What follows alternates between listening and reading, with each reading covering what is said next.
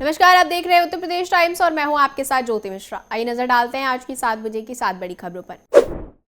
UP के अयोध्या में शुक्रवार को मुख्यमंत्री योगी आदित्यनाथ पहुंचे। मुख्यमंत्री योगी आदित्यनाथ ने अर्शफी भवन के पास मंडप में आयोजित पंचनारायण महायज्ञ में आहुति अर्पित की। इस मौके पर सीएम योगी ने कहा कि श्रीहरि की कृपा से ये सृष्टि संचालित है। अयोध्या धाम त्रेता युग की अवधारणा को जिंदा कर रहा है। विश्व मानवता को बचाना है तो सनातन धर्म को सुरक्षित रखना होगा। सीएम ने कहा कि विरासत को विस्मृत कर अब भौतिक विकास को नहीं बनाए रख सकते। विरासत और भौतिक विकास का समन्वय होना चाहिए। भारत की परंपरा इष्ट देवों, धर्मस्थलों, मान बिंदुओं से है। इन मूल्यों को याद कर आगे बढ़ेंगे तो भारत बना रहेगा। सनातन धर्म सुरक्षित है तो सब सुरक्षित है।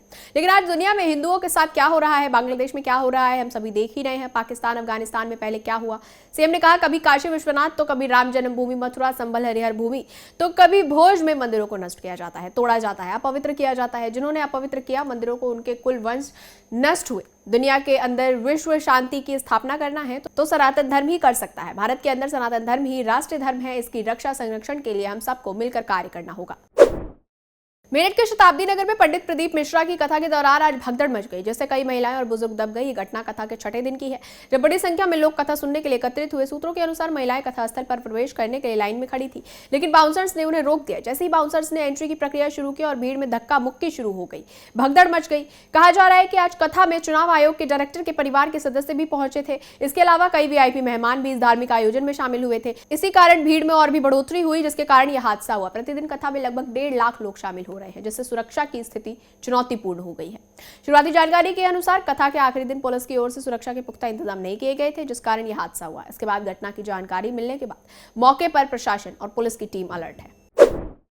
संभल में समाजवादी पार्टी के सांसद जियाउर रहमान बर्क के खिलाफ प्रशासन ने एक और सख्त कदम उठाया है। सांसद पर हिंसा और बिजली चोरी के आरोपों के बाद अब उनके द्वारा किए गए अवैध अतिक्रमण पर भी कार्रवाई शुरू कर दी गई है। प्रशासन और नगर पालिका की संयुक्त टीम ने सांसद के घर के बाहर बनाई गई नालियों के ऊपर की सीढ़ियों को बुलडोजर से ध्वस्त कर दिया है।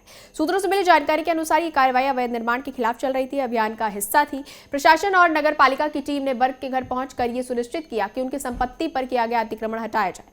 खासकर नाली के ऊपर बनी सीढ़ियां जो अवैध रूप से बनाई गई हैं, उन्हें तुड़वा दिया गया। बुलडोजर की मदद से यह ध्वस्तीकरण कार्रवाई की गई। चित्रकूट में चल रहे उत्तर प्रदेश कांग्रेस सेवा दल के 5 दिवसीय प्रशिक्षण शिविर का आज दूसरा दिन रहा। मुख्य अतिथि उत्तर प्रदेश कांग्रेस अध्यक्ष राय ने अपने जोशीले संबोधन में कहा कि दिशा के साथ आग भी लगनी चाहिए और वो लग चुकी है। हम चट्टान की तरह खड़े हैं। उन्होंने आगे बताया कि अंतिम संस्कार में उन्हें जाने से रोका गया, ये पहला उदाहरण है। उन्होंने कार्यकर्ताओं से 2 साल और देने के आह्वान किया और बदले में 2027-2029 में कांग्रेस की सत्ता देने का वादा किया। उन्होंने पत्रकारों से कहा कि जो प्रधानमंत्री अक्षयवट के साथ तस्वीर खिंचवा रहे हैं, उनसे बनारस के अक्षयवट वृक्ष पर भी सवाल पूछे। उन्होंने कार्यकर्ताओं से हर परिस्थितियों में लड़ने का आह्वान करते हुए कहा कि मैं हर कुर्बानी देने को तैयार हूं, पीछे नहीं हटूंगा।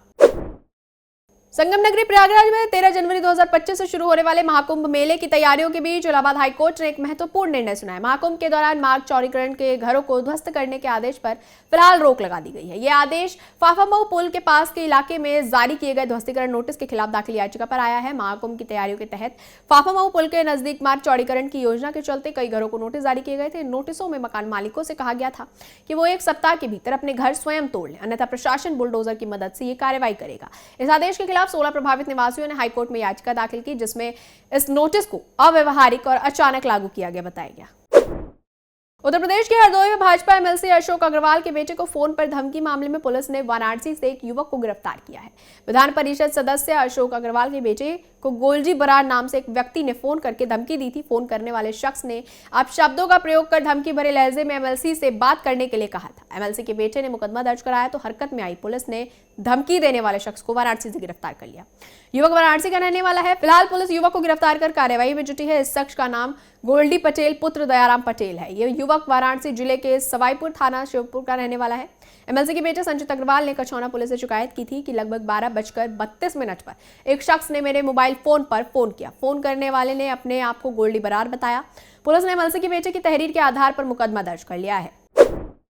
मेरठ स्थित अरिहंत प्रकाशन के मालिक योगेश जैन के आवास सहित 4 ठिकानों पर आयकर विभाग ने एक साथ छापेमारी की, जिससे कई चौंकाने वाले खुलासे हुए हैं।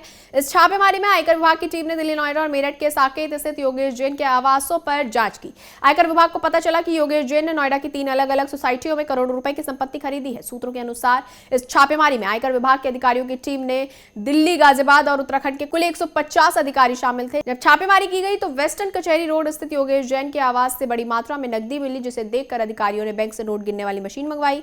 इसके अलावा आयकर विभाग को यह जानकारी भी मिली कि अरिहंत प्रकाशन ने हाल ही में कई स्थानों पर जमीन की खरीद फरोख्त की है, जो विभाग के लिए चिंता का विषय बनी हुई है।